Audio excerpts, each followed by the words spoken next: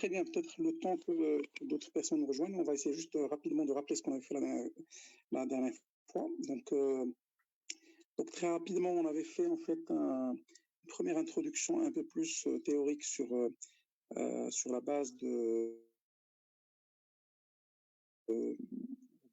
contenu d'Andrew NG sur le machine learning et de manière par la suite. Donc on a commencé à voir le sujet donc du cours qui est l'intelligence artificielle avec Python. Et donc ce qu'on avait dit c'est que ce domaine ou la façon avec laquelle on va essayer de l'aborder on va dire, il se divise en plusieurs axes. Donc il y a un premier axe qu'on a commencé qui est un axe on va dire basé sur des mathématiques, de la logique et de l'algorithmique. Il y a un deuxième axe par la suite qui est plus basé sur l'apprentissage automatique, donc le machine learning et par la suite le deep learning. Et donc qui est basé beaucoup plus sur des statistiques et de la probabilité. Donc le premier axe qu'on a essayé d'aborder était l'axe qu'on a appelé le search. Donc en fait, on a essayé de voir un peu certains algorithmes qui permettent de résoudre des problèmes et on a pris des problèmes en particulier qui sont des problèmes de recherche, c'est-à-dire partir d'un point A à un point B. Ça peut être dans le cadre soit de navigation, ça peut être dans le cadre de jeux. Et dans le cadre de ces technologies de search, on a essayé de faire le focus sur un certain nombre d'algorithmes de recherche. Et donc, on avait vu, si vous vous rappelez, différents types d'algorithmes. On a commencé par le depth first search, on a abordé le breadth first search, puis par la suite, on a commencé à affiner le raisonnement en partant vers des algorithmes de type A star ou la A étoile et des algorithmes de type greedy first search, qui sont des algorithmes qui sont un peu plus intelligents dans la mesure où ils vont essayer d'avoir une sorte de fonction heuristique et de fonction de mesure qui permettrait d'optimiser les chemins. Donc voilà un peu ce qu'on a essayé d'aborder. Et donc ce qu'on a fait aussi, c'est qu'on a fait un petit exercice pour voir comment transformer un algorithme en code Python. Donc encore une fois, je tiens à insister sur le fait que l'objectif de ce cours, c'est pas d'apprendre dans le détail Python. D'ailleurs, j'ai essayé de faire référence à la plateforme, le site officiel de Python. Mais il y a d'autres plateformes aujourd'hui qui permettraient de manière assez facile et très simple d'apprendre à coder des programmes simples en Python. Donc, alors par exemple, il y a Codecademy qui permet de faire ça. Donc, vous pouvez chercher Codecademy Python et vous allez tomber sur une plateforme qui va vous permettre étape par étape de comprendre comment faire une fonction, comment faire des boucles, comment faire des conditions, comment faire des impressions, comment faire de la saisie, etc. Donc, encore une fois, l'objectif du cours, c'est pas de faire un cours, on va dire, académique sur Python. L'objectif, c'est d'explorer l'intelligence artificielle avec l'outil Python comme moyen de faire des travaux pratiques. Donc, on avait dit qu'au-delà de la partie recherche, et ça, on va essayer de l'aborder cette séance, on va essayer aussi de voir l'aspect connaissance. Donc, l'aspect connaissance, c'est ce qui permet à un ordinateur de disposer d'un certain nombre d'informations et à partir de ces informations, d'inférer de nouvelles connaissances. Et l'ensemble de cette discipline, on va dire, se base sur la logique mathématique. Donc, c'est la logique que je pense tout le monde a vue au lycée, qu'on va essayer rapidement de revoir et de voir comment on peut la contextualiser dans un contexte de programme d'intelligence artificielle. Et c'est des choses qui s'appliquent de manière assez commune dans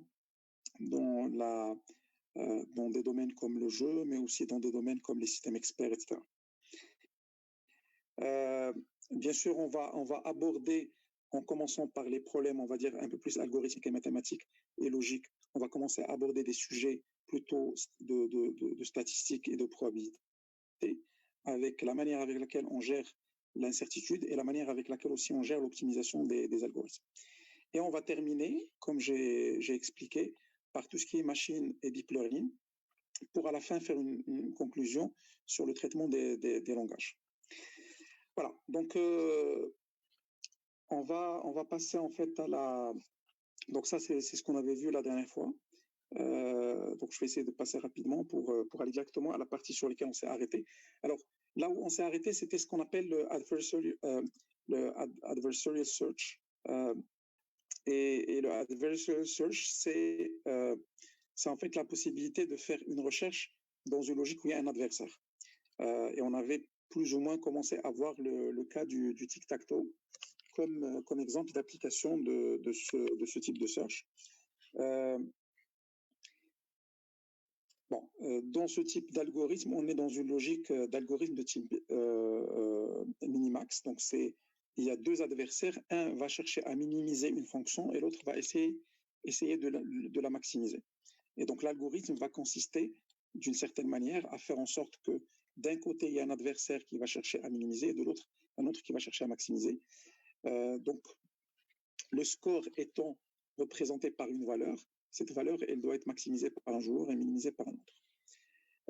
Alors, dans ce type de cas, donc on va avoir pratiquement la même terminologie ou une terminologie très similaire à celle qu'on avait vue dans le search. Donc, il y a toujours un initial state. Il y a des actions qui correspondent au mouvement possible à un état donné. Il y a une fonction qui permet de donner les résultats après application d'une action à un état. Donc, c'est ce qu'on avait appelé le transitional model. Il y a un état terminal, donc un état final. Il y a la notion de joueur qui remplace, si vous vous rappelez dans le search, la notion d'agent. C'est la même chose, sauf que là, on a plusieurs joueurs et l'idée, c'est que la fonction joueur va retourner le joueur qui est dans l'état de jouer. Et il y a une fonction qu'on peut ajouter qui est une fonction d'utilité qui, en fait, quelque part, elle permet de donner une valeur numérique à l'état final. Donc, ça permet de représenter de manière numérique l'état final. Donc, dans un cas d'un jeu de tic-tac-toe, alors vous m'interrompez s'il y a des questions, vous n'hésitez pas à m'interrompre. Donc, dans le cadre du tic-tac-toe, l'initial state, c'est tout simplement une grille vide, donc il n'y a rien. Les joueurs, on a un joueur X, un joueur O, donc un joueur qui va jouer avec les X, un joueur qui va jouer avec les O. Et dans l'état initial, on va considérer que c'est le X. On considère que c'est le X qui va commencer par jouer. Et dans l'état après que le joueur X a joué, le joueur, c'est le O. Et donc ça, c'est un exemple d'action dans un cas particulier. Donc, quand je prends en compte un schéma ou un état de mon jeu, le joueur qui a joué, il a 1, 2, 3, voire au total 9 possibilités qu'il peut avoir à jouer. Et donc, les actions correspondent à ces possibilités. Le modèle de transition, c'est le modèle qui permet de prendre un état, de lui appliquer une action et de sortir avec un état final. Donc ça, c'est des choses qu'on a déjà vues. L'état terminal, c'est en appliquant à un état, il va nous dire est-ce qu'on est en état terminal, auquel cas la valeur c'est true, c'est-à-dire c'est vrai, et sinon la valeur est false. Si on n'est pas dans l'état terminal, la valeur est false. C'est-à-dire s'il y a un joueur qui a toujours la possibilité de jouer, la valeur est de false. Donc la fonction utility, c'est finalement la fonction qu'on va chercher à maximiser ou à minimiser et qui donne la valeur finale du jeu. Donc dans l'état final, soit on est une valeur de 1 si le X gagne, soit on est dans une valeur de moins 1 si le O gagne, soit on est dans une valeur de 0 si ni l'un ni l'autre ne gagne. Voilà, donc ça c'est un exemple d'utilité, de valeur d'utilité. Donc la valeur d'utilité, c'est ce qui correspond quelque part, d'une certaine manière, au test, au goal test. Quand on avait parlé d'algorithme de search, on avait ce qu'on appelle le goal test, qui est la façon qui nous permet de tester est-ce qu'on est arrivé à un état final ou pas.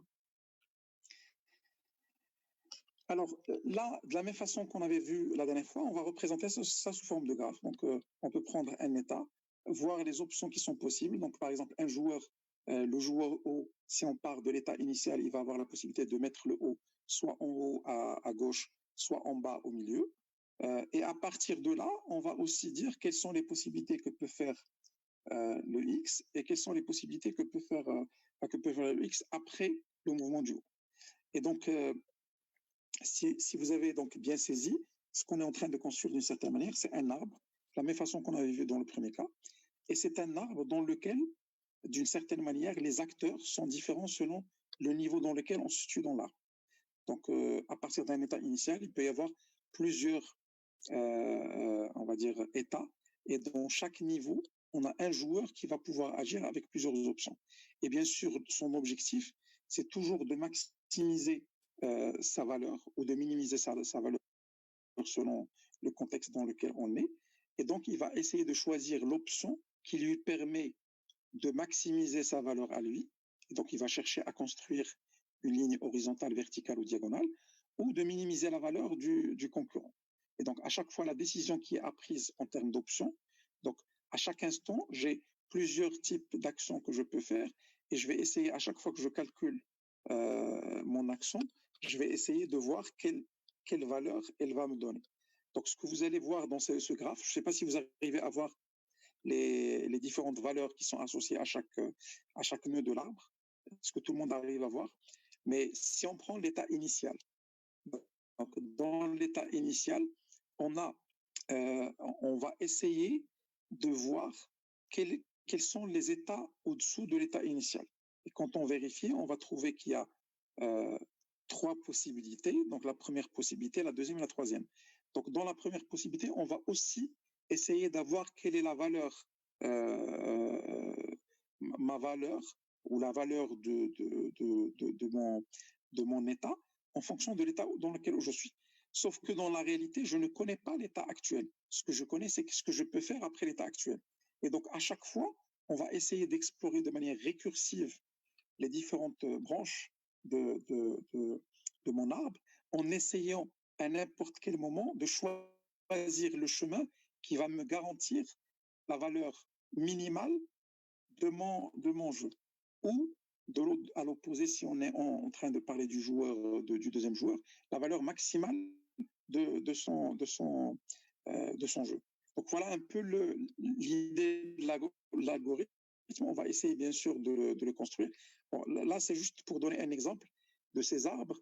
Donc là, ce qu'on est en train de faire d'une certaine manière, c'est que, en fait, à chaque nœud, on va essayer de considérer que la valeur du nœud, donc là, encore une fois, c'est selon si on est le joueur qui maximise ou le joueur qui minimise, on va considérer que la valeur de chaque nœud, elle correspond à la valeur maximale des nœuds phi ou des nœuds fils. C'est-à-dire que, par exemple, si je suppose que la valeur, par exemple, du nœud en haut, elle va être la valeur maximale des nœuds qui sont en bas et vice-versa. Donc là, je suis dans une logique de maximisation. Donc, voilà un peu comment on va essayer de construire l'algorithme.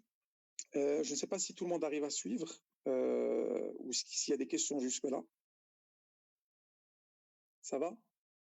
C'est bon. Très bien. Donc, on va prendre un état particulier. Donc, quel est le choix qu'on va avoir par rapport à cet état? Donc, ça, c'est une façon d'exprimer ce qu'on vient de dire. Donc, le max, c'est-à-dire celui qui va essayer de maximiser le jeu, il va toujours choisir l'action dans la liste des actions qui va lui permettre de produire le maximum, la valeur maximum des valeurs minimum du résultat de l'action. Alors, pourquoi la valeur maximum des valeurs minimum du résultat de l'action? Parce que celui qui va chercher le maximum, il va toujours jouer et par la suite, il va y avoir le suivant celui qui va minimiser, qui va jouer. Et donc, celui qui va minimiser, il va toujours, si on est dans un raisonnement logique, il va toujours essayer de minimiser la valeur de ses actions. Et donc, ce que nous, on va essayer de faire, c'est de prendre la valeur maximale des valeurs minimales de l'action qui peut être faite par l'adversaire. Et inversement, si je suis dans une logique de mine, je vais toujours choisir les actions qui vont me permettre de donner la valeur la plus petite des valeurs du résultat de mon action. Donc, je ne sais pas si vous arrivez à... C'est que mon rôle, c'est de maximiser, si je suis dans un max, c'est de maximiser la valeur et donc de voir quelle est l'action qui va me permettre de et la valeur, elle est calculée sur la base d'un utilisateur qui c'est de faire grande valeur.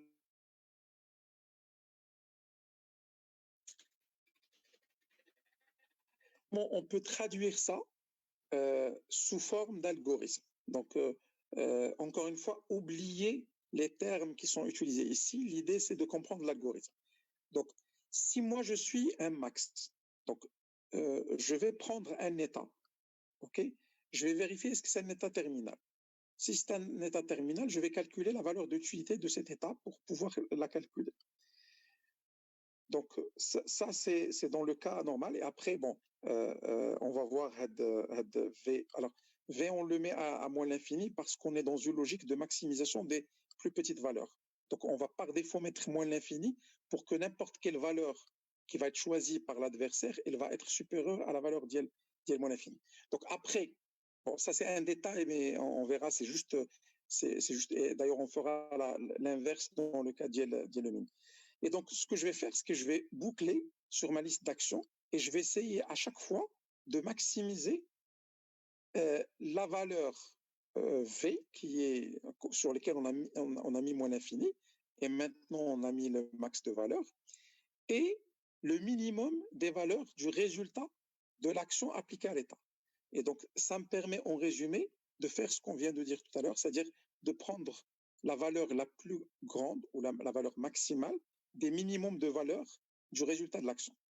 Et je vais retourner V comme étant ma valeur max à générer. Donc, fonction min, c'est exactement l'inverse. Donc là, je vérifie encore une fois l'état terminal. Quand je vérifie, je vais faire l'action la plus simple, c'est de dire si l'état terminal, si on est dans l'état terminal, je retourne la partie, la valeur de cet état.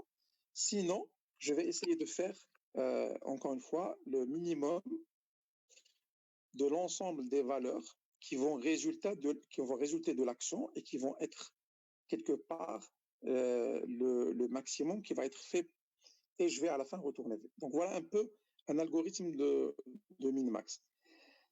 Alors, c'est une de base. Bon, on verra par la suite l'implémentation. Si maintenant on rentre dans l'optimisation de cet algorithme, comment on peut optimiser cet algorithme à notre arbre de décision? Donc, c'est très simple. On a en bas les valeurs, on va dire terminales. On suppose que c'est des valeurs différentes et on va à chaque fois, par exemple, si je suis dans une logique de min, la plus petite des champs en bas. Et par la suite, le max va prendre la valeur maximale des champs qui sont sur le deuxième niveau. Et donc, c'est comme ça que l'algorithme va fonctionner. Maintenant, cet algorithme va supposer qu'on va devoir explorer la totalité de cet arbre. Alors, il faut juste comprendre qu'un arbre de décision, quand on est dans le tic-tac-toe, peut-être ça reste limité, mais si on prend par exemple un arbre de décision d'un jeu comme les échecs, ça peut concerner des millions et des millions de données. On va y revenir tout à l'heure, juste pour vous donner un ordre de grandeur de quel type ou quel nombre d'exploration il peut être nécessaire de faire pour pouvoir explorer un jeu de ce type. Donc là, par contre, ce qu'on va essayer de voir, c'est quoi? C'est que on a aujourd'hui une logique qui est basée sur le fait qu'on va toujours prendre le max. Sauf que à un certain moment, on va se rendre compte d'un truc qui est très simple. Ici, si je prends les valeurs qu'on vient de griser, aujourd'hui, ces valeurs, de toute façon, c'est des valeurs qui sont supérieures aux valeurs qui sont dans le niveau rouge.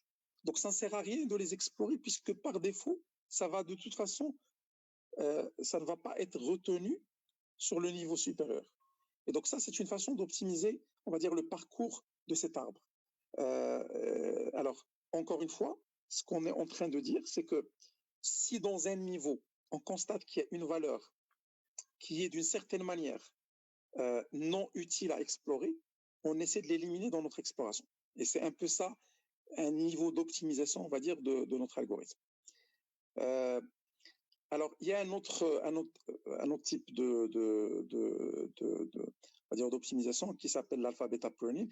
Alors, l'alpha-beta pruning, juste pour essayer d'expliquer, c'est quoi? C'est si j'ai un arbre, je peux ne pas parcourir l'arbre en totalité. Ce que je vais essayer de faire, alors c'est le cas par exemple du jeu d'échecs. Quand vous jouez les échecs sur un ordinateur ou sur un téléphone, ce qu'on fait dans la plupart des cas, c'est ce qu'on appelle le alpha-beta pruning. Alors le principe, c'est quoi? C'est que au lieu que je fasse l'exploration jusqu'à la fin, je vais essayer de faire l'exploration jusqu'à un certain niveau de mon arbre. C'est-à-dire en explorer le premier niveau, le deuxième niveau, le troisième niveau, le quatrième niveau. C'est-à-dire je vais faire des hypothèses sur les 4 niveaux à venir, ou les 4 actions à venir. Et une fois que je ferai cette exploration, je vais avoir un état final, ou des états finaux. Les états finaux, au lieu de continuer à explorer jusqu'à l'état final, je vais les considérer comme étant des états finaux intermédiaires. Et en les considérant en tant que tels, je vais essayer de leur donner des mesures. Alors, si je prends le cas des échecs, dans le cas des échecs, quand on veut jouer, on peut prendre à un instant donné la situation de mon jeu et je vais dire qui est plus ou moins gagnant, qui est à ce stade, qui peut être considéré comme gagnant à ce stade. Bien sûr, le calcul peut se faire avec des... Encore une fois, on revient à la logique presque d'heuristique. Dans le jeu d'échecs, le gain peut être calculé sur la base de la valeur des pièces qui sont sur le carré d'il y a les échecs. C'est-à-dire que quelqu'un qui a une reine, on va considérer qu'il a un nombre de points. Quelqu'un qui a un fou, il a un nombre de points. Quelqu'un qui a des pions, il a un nombre de points. Donc, plus la personne a un nombre de pièces avec une valeur importante, plus on considère qu'il est plutôt gagnant à ce moment-là.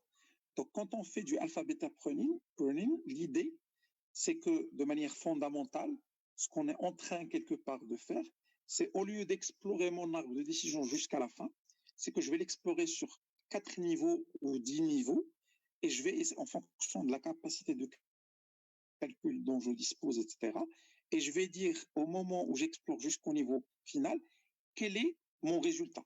Même si ce résultat n'est pas un résultat réel, c'est-à-dire que ce n'est pas un résultat définitif, ce n'est pas la fin du jeu, mais c'est un résultat approximatif qui me donne une idée sur est-ce que je suis plutôt gagnant en explorant ce chemin avec cet arbre, je ne suis pas gagnant. Et donc, ce que je vais essayer de faire, c'est de maximiser ce résultat intermédiaire que je vais appeler. Alors, juste encore une fois, tout à l'heure, j'avais parlé d'il y a le jeu d'échecs. Bon, pour le tic-tac-toe, le nombre possible de jeux est de 255 168. Donc, ça vous renseigne un peu de l'arbre qui est à explorer. Ce qui veut dire que dans un programme qui va explorer le jeu du tic-tac-toe, quelque part, avant de prendre une décision, l'ordinateur a besoin d'explorer pratiquement 255 168 possibilités de jeux quand il démarre au début. Bien sûr, ce nombre va diminuer plus on vous donne une idée du coût. Si je prends le cas des échecs, on est sur plus de 280 échecs après uniquement 4 mouvements pour chacun des joueurs. Donc, uniquement 4 mouvements vont générer plus de 288 milliards de possibilités de jeu. Et ça vous donne une idée sur la contrainte de pouvoir explorer tous les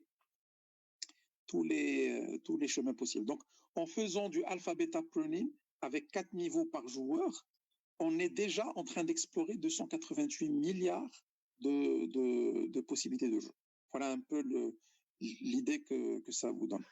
Donc voilà, là j'ai terminé sur la partie adversarial search. Je ne sais pas s'il y a des questions à propos de ça avant de passer à la partie connaissance et knowledge.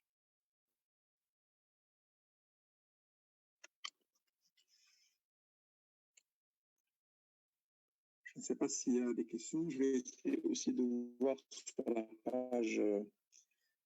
la page Facebook, est-ce qu'il y a des questions à ce niveau-là? Tout est clair jusqu'à maintenant?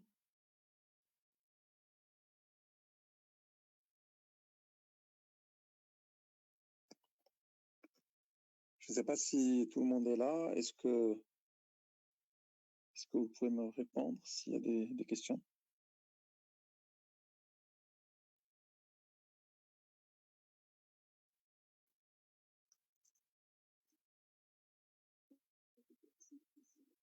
C'est bon? Très, très bien. OK. Ben, je ne sais pas s'il y a des gens qui sont pour la partie attente. Est-ce qu'il y a des gens qui sont en attente dans le... Ça fait très, très bien. OK. Parfait. Donc, voilà pour cette première partie. Donc, on va passer à la deuxième partie qui est la partie relative au langage. Pardon, au knowledge, donc à la connaissance. Alors, si vous permettez une seconde, je vais mettre en plein écran. Donc, je ne sais pas si vous arrivez à voir l'écran ou pas. C'est bon? Oui, je pense que c'est bon. Très bien. OK. Donc, encore une fois, première séance, on a essayé de se concentrer sur la partie search. Donc, on a essayé de voir les algorithmes de search, comment on peut les explorer. On a pris différents cas. On a pris un cas de search normal, puis on a pris à la fin ce qu'on vient de voir aujourd'hui, les cas de search, ce qu'on appelle adversarial search, donc des search avec des adversaires. Alors, pour la partie knowledge, donc de la même façon qu'on avait parlé d'agents, donc dans la partie knowledge, on a aussi des agents qui permettent en fait de raisonner ou de réfléchir en essayant d'utiliser des représentations internes du langage, de la connaissance.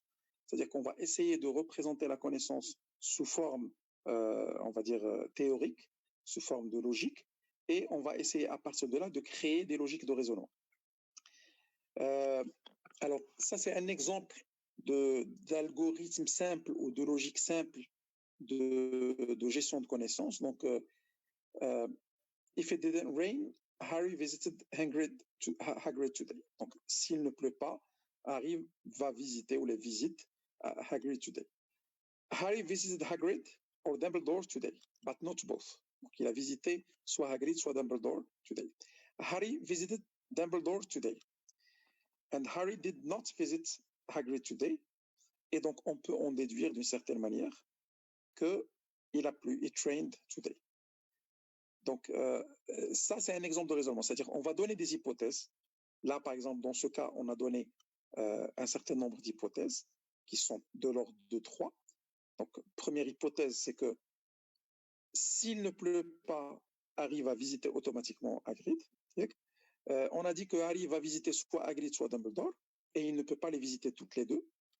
Et on a dit qu'il a visité Dumbledore today. Donc, il n'a certainement pas visité Hagrid. Donc, ça, c'est une information, c'est une inférence de notre base de connaissances. Donc, on a, encore une fois, une base de connaissances qui est constituée de ces 3 phrases.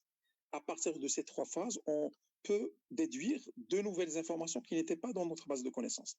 La première information, c'est que Harry n'a pas visité Hagrid today.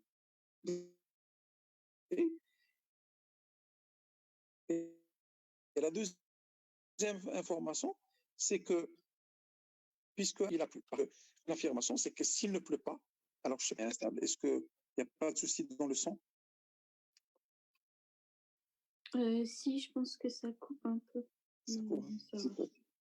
Voilà, je vais essayer juste de me déplacer un peu pour voir si ça s'améliore.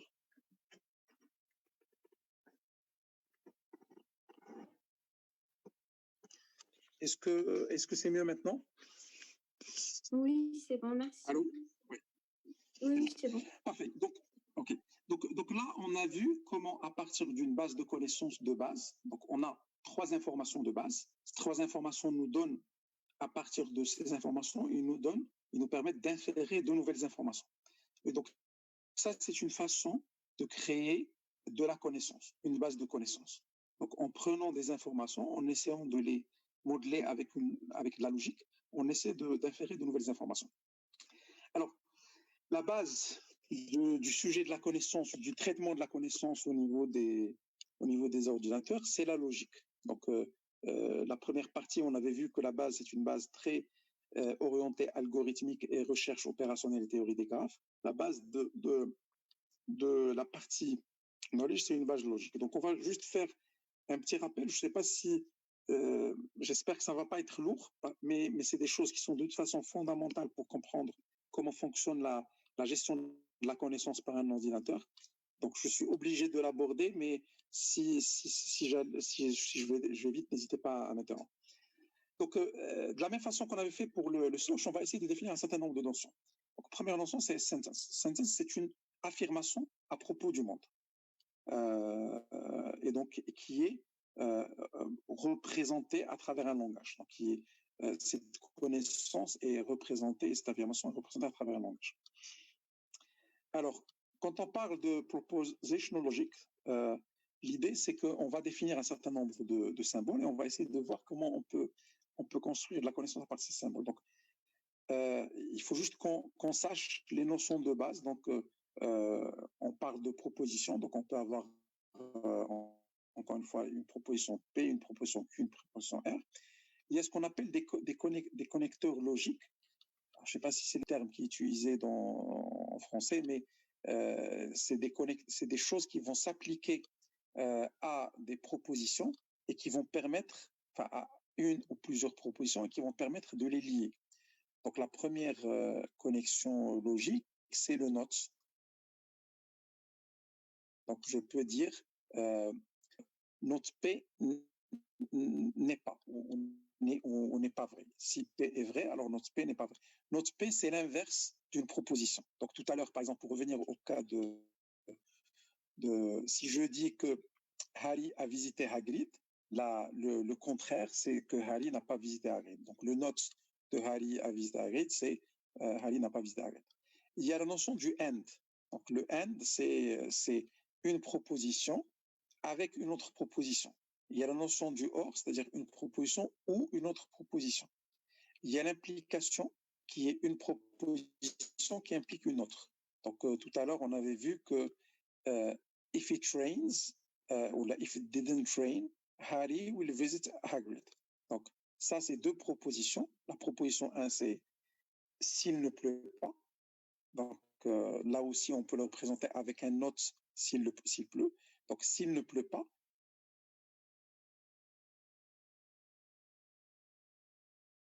implique l'application. La logique bidirectionnelle, c'est une application dans les deux sens. Donc ça, c'est les connexions logiques. Donc, alors juste pour un peu expliquer de manière plus précise qu'est-ce que ça va avoir comme impact sur des affirmations, si j'ai l'affirmation P qui est false, automatiquement le not P, il va automatiquement être true. Si j'ai l'affirmation P qui est true, automatiquement le not P, il va être false. Enfin, ça, c'est juste un rappel quelque part du cours de logique de lycée. Donc, je vais essayer d'aller vite et si vous y a des choses, n'hésitez pas à m'interrompre. Alors maintenant, je vais prendre le cas du AND, du connecteur logique AND. Donc si j'ai P et j'ai Q, et je vais prendre toutes les valeurs possibles de P et toutes les valeurs possibles de Q, et je vais essayer de voir quelle est la valeur de P and Q. Si j'ai P qui est false et Q qui est false, le P and Q est automatiquement false. Si j'ai P qui est true et le Q qui est true, automatiquement le P and Q est true, est vrai. Maintenant, si j'ai le P qui est false et le Q qui est true, bah, automatiquement le P and Q, il va être false. Et si j'ai le P qui est true et le Q qui est false, le P and Q est automatiquement false. Ce qui veut dire que le P and Q ne peut être true, ne peut être vrai, que si les deux affirmations, les deux propositions que sont P et Q sont vraies. Dans tous les autres cas, P and Q, il va être false. Alors, on va voir la même chose pour le P or Q. Et donc là, c'est plutôt l'inverse, ce qu'on va voir. Bon, si j'ai P qui est false et Q qui est false, automatiquement le P ou Q va être false. Maintenant, si l'un des deux est true, ou les deux sont true, automatiquement le P or Q va être true. Donc ça, c'est le raisonnement par rapport à P or Q. Alors, on va voir l'implication. Donc l'implication, elle est on va dire, là aussi, assez simple. Il y a juste un truc qui paraît pas très intuitif, mais on va le traiter. Donc, si j'ai un P qui est false et un Q qui est false, alors le P implique Q, il est automatiquement true. C'est-à-dire quelque chose de faux, par défaut, il implique quelque chose de faux. Enfin, il peut impliquer quelque chose de faux. Et donc, l'affirmation que un truc faux implique un truc faux, automatiquement, elle est vraie. L'affirmation qu'un truc true implique un truc true, elle est aussi tout à fait vraie. Maintenant, si j'ai quelque chose de faux qui implique quelque chose de vrai, chose de vrai qui implique pas se compliquer la tâche avec ça, c'est très simple. C'est que le fait que en fait, l'information la plus importante, c'est de dire que un P qui implique un Q est automatiquement faux si le P est true et le Q est false. Et on va y revenir tout à l'heure parce que cette logique va nous permettre de transformer l'implication dans un de plus simple, c'est-à-dire en un AND. Et ça, dans la logique, c'est très important parce qu'un ordinateur ne sait pas comment représenter l'implication. Il ne sait pas ce que c'est qu'une implication. Un ordinateur peut gérer des opérateurs logiques de type AND et de type OR parce qu'ils font partie de la logique de base 0 et 1, mais il ne sait pas comment gérer une implication de type P implique Q. Mais en résumé, disons que P implique Q ne peut être faux que si d'un côté, P est vrai et Q est faux. Voilà un peu l'idée par rapport à l'implication. Donc, je ne sais pas si le cas de l'implication, il est clair.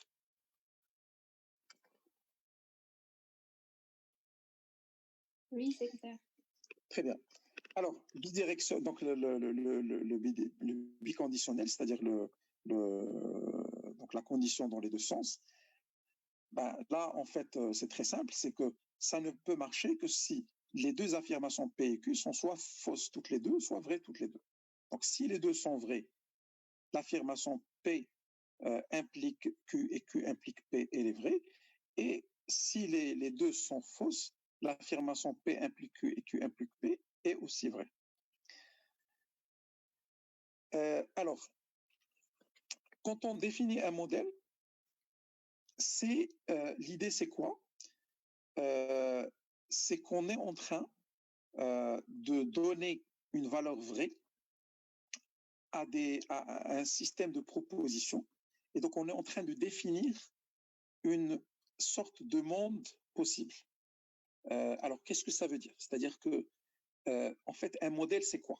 Un modèle, quand on parle de terme modèle, quand vous entendez le terme modèle en intelligence artificielle, le terme modèle, c'est quoi? C'est des affirmations, c'est des hypothèses sur la réalité, qui se basent c'est des hypothèses. Je vais mettre des hypothèses en disant que la proposition 1, 2, 3, 4, 5 sont vraies. Et sur la base de ces affirmations, je vais essayer de construire un monde possible basé sur ce modèle. Donc, quand on parle d'un modèle, alors juste pour vous donner un exemple, le terme modèle, vous allez par exemple l'entendre quand on va en parler peut-être tout à l'heure et plus tard dans le cours quand on va parler de langage. Quand on parle de modèle de langage, un modèle de langage, c'est un système dans lequel il y a un certain nombre de propositions qui cadrent la manière avec laquelle le langage se construit. Exemple, dans un langage, dans une langue, bon, langage, là, quand je parle de langage, c'est langue en français. Quand on prend une langue, la langue qui est une structure de phrase. La structure de phrase, c'est de dire une phrase se constitue d'un verbe, d'un nom et d'un donc ça, c'est une construction de phrase. On peut dire qu'il fait ou le fait ou le fait ou le donc ça, c'est un modèle. Ça, c'est une affirmation dans un modèle. Donc quand je dis ça, j'ai déjà donné un certain nombre de vérités. Donc quand je vais essayer de comprendre la langue, je vais me baser sur le modèle et quand je vais trouver un verbe, je vais dire très probablement après ce verbe, il va y avoir un nom.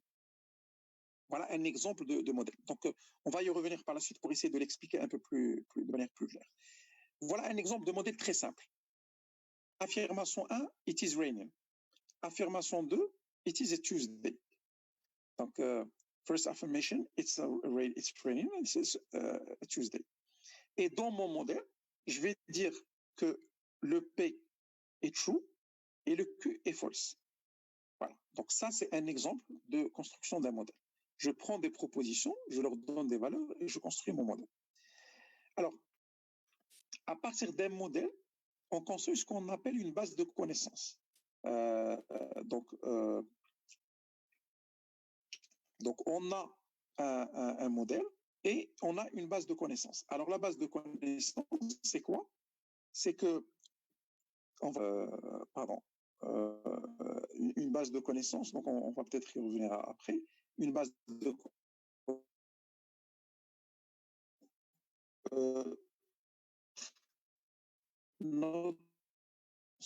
donc on a un certain nombre de phrases qui constituent notre base de connaissances.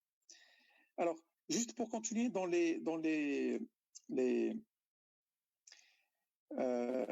on va dire les définitions relatives justement au modèle.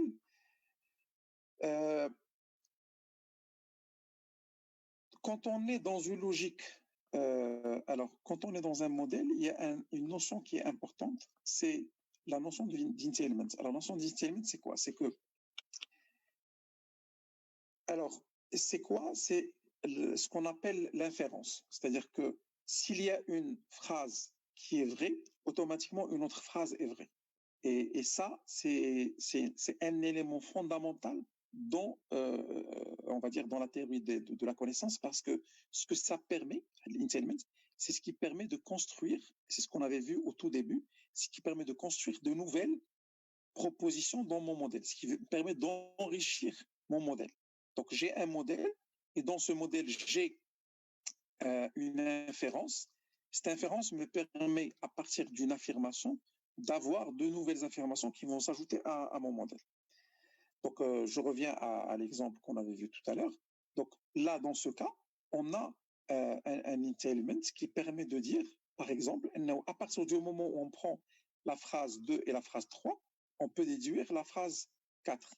La phrase 4 est juste une conséquence de la réalité qui est inférée par la phrase 2 qui est on va dire une proposition logique, et la phrase 3 qui est une affirmation. Donc, ça, c'est un exemple d'affirmation. De la même façon, si je prends la phrase 1 et la phrase 4, automatiquement, ça me permet de déduire ou de considérer que la phrase 5 est une phrase qui est true. Donc, c'est un peu ce qu'on appelle l'inférence, c'est de dériver de nouvelles phrases ou de nouvelles propositions de mon modèle sur la base des propositions anciennes. Donc, ça, c'est un exemple d'inférence. Tout à l'heure, on avait dit P it is a Tuesday, Q c'est it is raining, et R, Harry will go for a run. Donc, ma base de connaissances, c'est quoi? Donc là, je suis en train de définir. Donc, les 3 premières phrases, c'est mon modèle. Ma base de connaissances, qu'est-ce qu'elle me dit? Elle me dit, si j'ai P et note Q, ça va impliquer R. Donc, si j'ai P et note Q, ça va impliquer R. C'est-à-dire, je vais le transformer en phrase. P, c'est it's a Tuesday, donc c'est un mardi. Et it's not raining. Donc, si c'est un mardi et il ne pleut pas, Harry va partir faire un tour, ou là, va partir courir. Donc, voilà un exemple de knowledge base. Maintenant, qu'est-ce que ça fait d'une certaine manière? C'est que si j'ai les deux affirmations P et note Q qui sont vraies, automatiquement mon inférence, c'est R. Donc, c'est exactement ce qu'on a fait dans l'exemple juste avant. C'est-à-dire ici, on a pris des hypothèses, et en prenant 2 hypothèses l'une à côté de l'autre, automatiquement, ça implique une 3e hypothèse, et c'est ce qui nous a permis de créer les phrases 4 et la phrase 5. Alors, donc, cette partie inférence, elle va se baser sur un algorithme. Donc, comment on va créer de l'inférence à partir d'une base de connaissances. Alors, il y a un élément qui est important, c'est quand on essaie de construire notre modèle, on va essayer de faire un truc qui est important. Donc, ce qu'on va faire, c'est que on va essayer d'abord d'énumérer tous les modèles possibles. Donc, dans tous ces modèles possibles, si on constate que notre base de connaissances elle est true implique que l'affirmation A échoue, ça veut dire qu'il y a une inférence directe entre notre modèle de connaissance et A. Et sinon, il n'y a pas d'inférence possible entre le modèle de connaissance et A. Alors, qu'est-ce que ça veut dire en termes plus simples? Ce que ça veut dire, c'est que si on veut, à partir d'une base de connaissances, construire des inférences, il faudra qu'il y ait une liaison directe dans tous les cas possibles du modèle entre notre base de connaissances et le résultat qu'on veut obtenir. C'est-à-dire, quelles que soient les possibilités qu'on va choisir et qu'on va énumérer, automatiquement, l'inférence ou l'implication qu'on est en train de créer, elle existe. Et donc, elle est automatiquement réelle et vraie à partir du moment où notre modèle de connaissance est vrai. Et dans l'autre cas, il n'y a pas d'inférence, donc on ne peut pas induire quelque chose. Encore une fois, ça paraît compliqué, mais quand on va voir les exemples, ça va vous paraître assez simple. Donc ça, c'est un exemple de tableau où on va essayer d'explorer tous les cas possibles.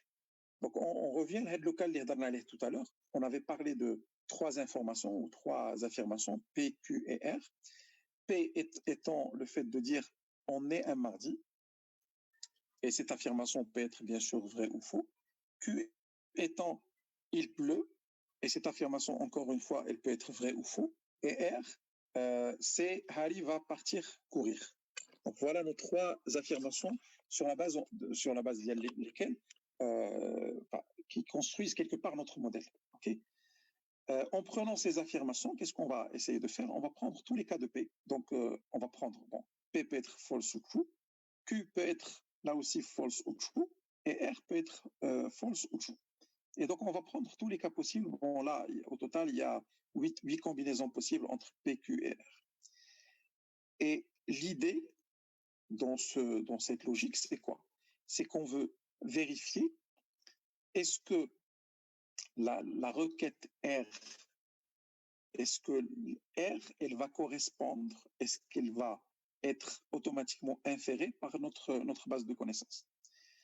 Donc voilà le résultat si on fait juste le calcul. Donc encore une fois, P and Q, P and not Q, on va prendre par exemple P est false et Q est false. Dans ce cas, P and Q va automatiquement être false. Et le fait qu'il implique R qui est aussi faux, c'est quelque chose qui correspond à un truc qui est faux. Donc la même chose, si je prends donc P qui est false, Q qui est false et R qui est true, automatiquement je vais avoir une implication qui est false. Parce que P and not Q, il va être automatiquement false. Et un false qui implique true va automatiquement être généré false. La même chose, donc on fait le même exercice sur l'ensemble des cas. Alors là, qu'est-ce que ça nous permet de déduire? Si vous voyez ce tableau, qu'est-ce que ça vous donne comme information? Qu'est-ce que ça vous permet de déduire comme information?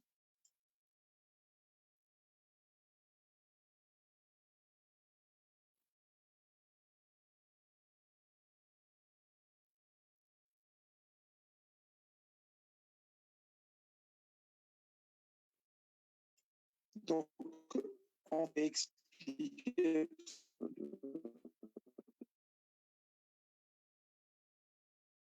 L'idée, c'est quoi? C'est de dire, aujourd'hui, on a encore une fois, je reviens juste rapidement à expliquer, on a trois modèles, ma base de connaissances. Dans ma base de connaissances, j'ai une information qui dit, si j'ai P et j'ai un autre Q, automatiquement j'ai R. Okay? Donc, c'est ça ma base de connaissances. Donc, maintenant, qu'est-ce que je cherche à faire? Je cherche à faire ou à savoir d'une certaine manière, est-ce que ma base de connaissances va me permettre de manière automatique ou pas, et donc avec quelles conditions, va me permettre de déduire est-ce que R est une proposition qui est vraie? C'est-à-dire, moi, ma question d'une certaine manière, c'est de répondre à la question est-ce que Harry va partir courir? Et donc, je vais me baser sur ça je vais me baser sur l'ensemble de ces hypothèses pour essayer de voir est-ce que Harry va partir courir. Maintenant, la question de Harry va partir courir. Pour essayer d'y répondre, je vais essayer de prendre mon modèle. Donc, je prends ma base de connaissances, je prends toutes les hypothèses possibles. Je vais, on va dire, et sur la base de ça, je vais essayer de savoir est-ce que ma base de connaissances, est-ce qu'elle va impliquer R ou ne va pas impliquer R. Donc, dans ce cas, pour que la base de connaissances implique R, ce qu'il faudra, c'est que quand la base de connaissances est true, c'est ce qu'on... if in every model, dans tous les modèles possibles, donc on a énuméré tous les modèles possibles, si KB, donc ma base de connaissances, étant true,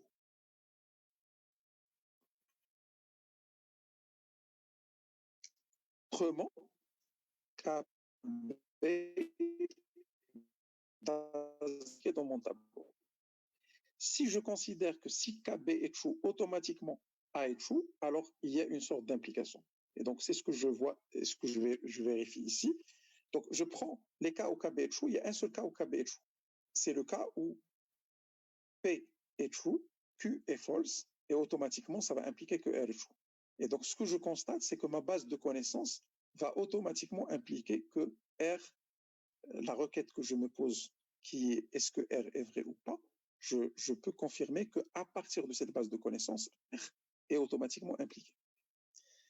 Voilà. Et donc, c'est ça qui correspond d'une certaine manière à l'affirmation, ma base de connaissances, elle va me confirmer le R.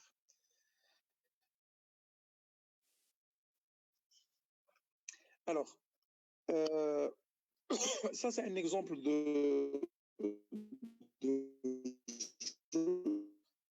un exemple de comment on applique une base de connaissances. Le jeu fait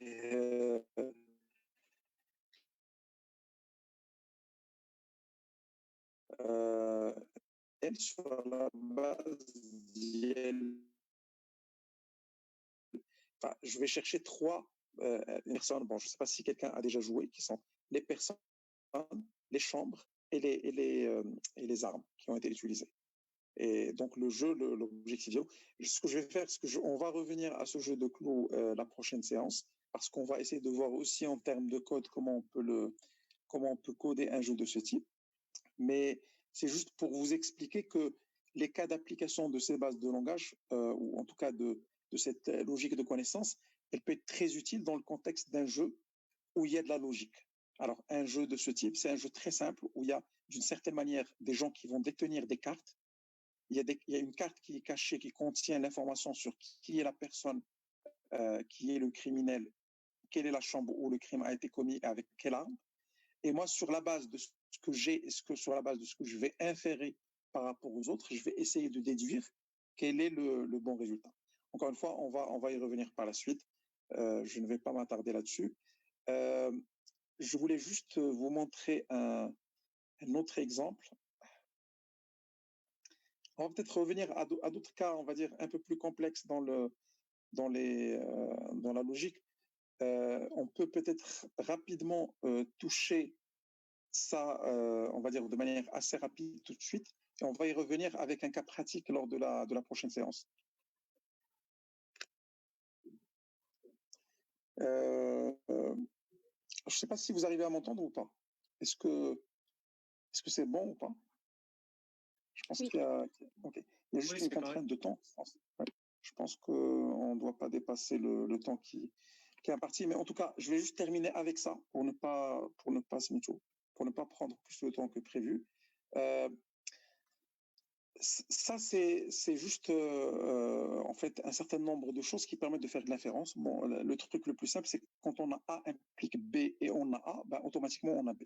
La alpha implique bêta et on a alpha, automatiquement on a bêta. Donc ça, c'est un exemple. Comment on crée une inférence.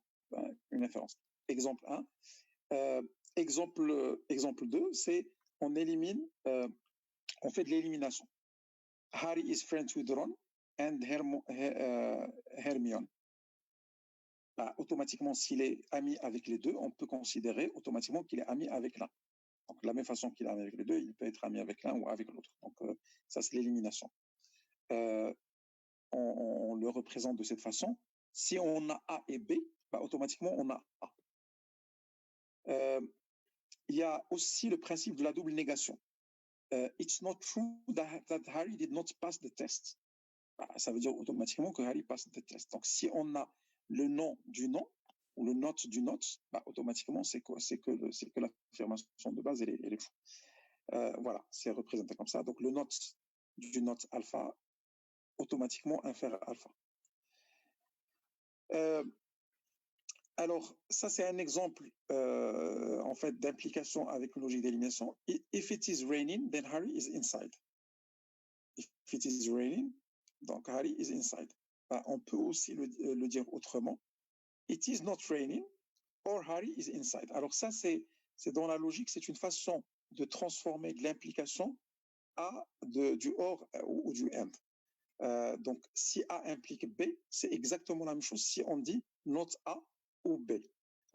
Si vous vous rappelez tout à l'heure, quand on avait présenté les tableaux par rapport à ça, on avait vu d'une certaine manière que c'est le cas, c'est-à-dire quand on voit le tableau, quand on a A implique B, ce A implique B n'est true que si on a en fait si on a A qui est true ou B qui est true d'un côté, mais on a vu que c'était aussi valable si on a not A et on a B. Et donc c'est ça qui permet en fait d'avoir cette déduction. Encore une fois, c'est une façon de simplifier et de transformer des implications en des connecteurs logiques que connaît très bien l'ordinateur, qui sont les notes, le or ou le and. On va voir que ça s'applique aussi par rapport au and, où là ça s'applique par exemple notamment par rapport à l'implication bidirectionnelle biconditionnelle. Donc, quand on a alpha qui implique bidirectionnellement bêta, ben, ça peut correspondre à alpha implique bêta et bêta implique alpha. Et là aussi, on peut transformer ce alpha implique bêta et bêta implique alpha sur la base de ce connecteur. On peut le transformer en des connecteurs avec uniquement des notes, des or et des and. En fait, l'objet de tout ce qu'on est en train de dire, c'est ça va permettre, et c'est ça ce qu'on va voir lors de la prochaine séance, je vais essayer de terminer avec ça, ça va nous permettre de transformer des problèmes de logique complexes en des problèmes qui peuvent être gérés par des connecteurs très simples qui sont compris par un ordinateur. Donc, au lieu d'avoir des logiques d'implication conditionnelles, des logiques d'implication bidirectionnelles, etc., on va commencer à avoir des logiques qui sont très simples, qui sont soit des not, des or ou des and. Et ça va faciliter énormément la vie pour implémenter ça sous forme d'algorithme. Et on va voir que tout ça va impliquer qu'on va pouvoir faire des algorithmes très simples qui permettent de sortir, de construire des bases de connaissances et de résoudre notamment des problèmes de jeu. Donc voilà un peu l'idée que je voulais aborder. Je ne sais pas si ça a été très clair. Je sais que c'est pas évident. Enfin moi-même, c'est quand on pour comprendre et pour expliquer aussi. Mais en tout cas, l'idée de cette séance, encore une fois, c'est juste d'introduire la partie connaissance. On va y revenir lors de la prochaine séance et on va surtout faire un exercice pratique avec un code sous Python pour essayer de voir comment on peut opérer, on peut transformer tout ça pour faire des algorithmes intelligents. Je vous ai donné aussi un truc qui est important. Peut-être vous allez voir qu'on va y revenir quand on va parler de langage. Et c'est très important, c'est que tout ce qu'on est en train de dire, par exemple, sur la partie connaissance, on va voir comment il peut s'impliquer dans le cas du langage. Donc c'est très, on va dire, c'est très simple. Comment on va avoir cette logique de connaissance qui va nous permettre de créer un certain nombre de règles. Donc, quand on construit un modèle de langage, on va essayer de définir des règles. Et sur la base de ces règles, automatiquement, on va commencer à construire de nouvelles règles. Et ça nous permet à la fin de construire une vraie base une vraie base de connaissances autour de ça. Donc, je ne sais pas s'il y a des questions par rapport à ce qu'on vient de faire, parce que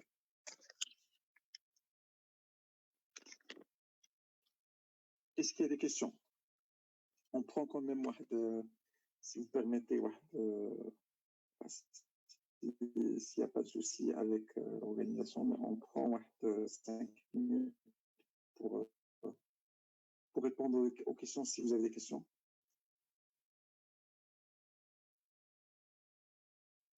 Excusez-moi, est-ce que c'est possible d'avoir le support à la fin de la formation ou... Oui, bien sûr. Anna, je peux, si vous permettez, je vous envoie même ça. Alors, je vais juste voir si c'est possible de le faire directement Par dans la contre, fenêtre. ouais, directement, en fait, je sais pas où est-ce qu'on peut les trouver parce que la dernière fois, ce que vous aviez envoyé, en fait, je sais pas où est-ce qu'on peut le trouver exactement.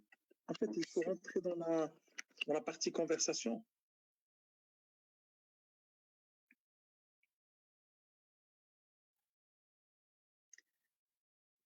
Euh, il faut rentrer dans la partie conversation.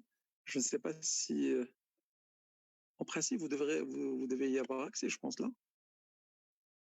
Oui, mais en fait, je sais pas, la dernière fois, il y avait pas de pièce jointe. Waha, alors juste un truc. Quand vous vous êtes enregistré, est-ce que vous avez donné une adresse email? Ouais. Ok, pas très bien. Alors, ce que je vais faire, moi, je vais demander à l'équipe de me fournir la liste des adresses email. Donc, je partage avec vous déjà le support du premier cours, le support de ce deuxième cours et les codes sources que j'avais partagés avec l'équipe. Maintenant, j'insiste sur deux choses. Merci. J'insiste sur juste deux choses. Bon, j'ai une remarque par rapport effectivement au fait que c'est un peu compliqué tout ça. Je vais je vais vous parler de manière très simple. C'est une deuxième séance.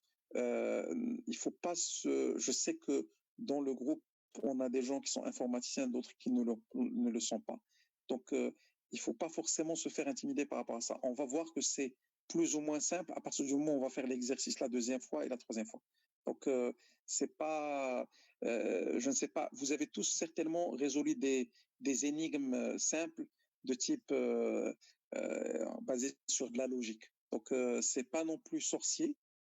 Yimken Daba, on est en train d'introduire les bases théoriques pour que les grandes notions soient connues, parce que demain, quand vous allez travailler sur un programme, par exemple, qui va traiter le langage, vous allez avoir des notions de type base de connaissances ou de type modèle. Il faudra qu'on puisse les rappeler pour qu'on puisse les comprendre. Maintenant, on peut toujours toucher du code sans passer par cette étape. Mais je préfère quand même que ces bases soient connues, rappelées, réexpliquées au fur et à mesure. Euh, c'est pas non plus anodin, donc c'est pas facile de rentrer dans ce qui a été fait dans le lycée par la majorité, parce que ça demande un minimum de concentration et ça peut prendre du temps. Mais c'est la base, c'est-à-dire si on comprend ça, on va voir par exemple comment dans le traitement de la langue, alors je pense que même si c'est sur cette présentation, je vais essayer juste de voir si j'ai cet exemple dans... Alors là par exemple, vous allez voir que ce type d'outil, il peut être utilisé par exemple pour prouver des théorèmes. Mais je suis en train de voir l'aspect qui correspond à la langue, comment il peut être traité, juste pour vous donner comment finalement, sur la base d'éléments logiques de base, euh, on peut construire des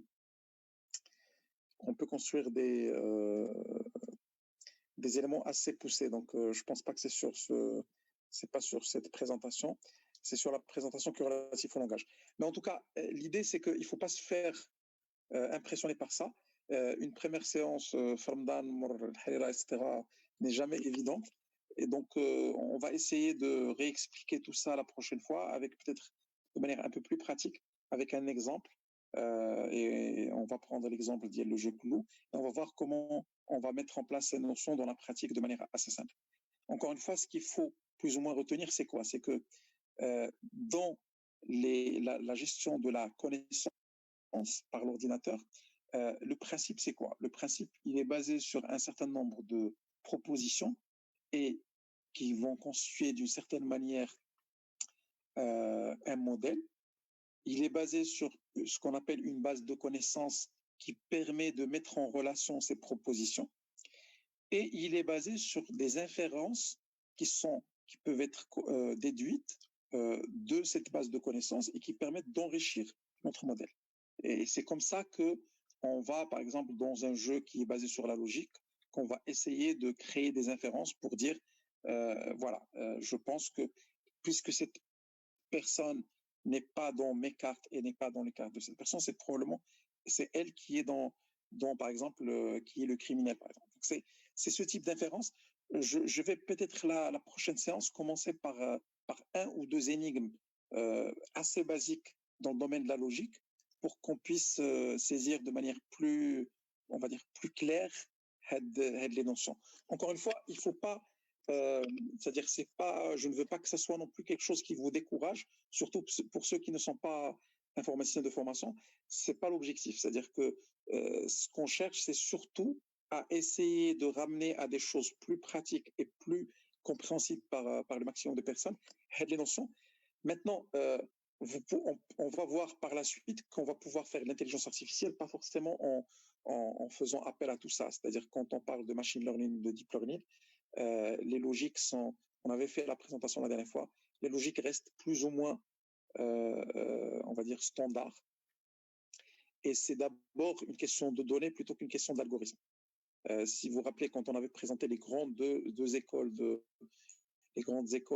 l'intelligence artificielle, on avait dit qu'il y a une école où c'est l'algorithmique qui est compliqué, et donc le focus et on va dire le centre, c'est l'algorithme.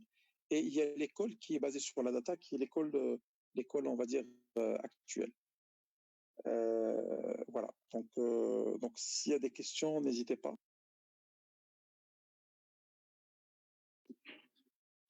S'il vous plaît, j'ai une petite question. Je ne sais pas, c'est avec qui on pourrait partager notre adresse email pour que vous pouvez nous envoyer le diapo. Est-ce que vous m'entendez? Je vous entends. Allô? Allô? Oui, je vous entends. Oui, je me demande c'est avec qui je pourrais partager mon adresse email pour avoir ces diapos. Et je m'excuse, c'est la première fois que j'assiste à votre cours. Je trouve intéressant. Ce que je vous propose, c'est soit vous pouvez m'envoyer directement sur Facebook. Je partage avec vous sur Facebook. Donc mon contact, il est sur la page Krayef Dar. Ça, c'est la première possibilité. La deuxième possibilité, je ne sais pas si un de l'équipe d'organisation est là. Je ne pense pas qu'il soit là. Je tout de suite. Non. Oui. Je ne sais pas s'il y a moyen de compléter la base les adresses email les gens qui participent au cours. Comme ça, moi. Oui.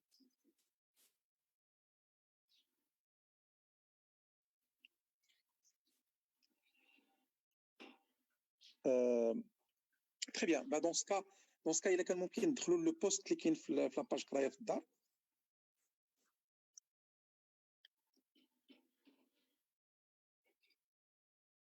Ok.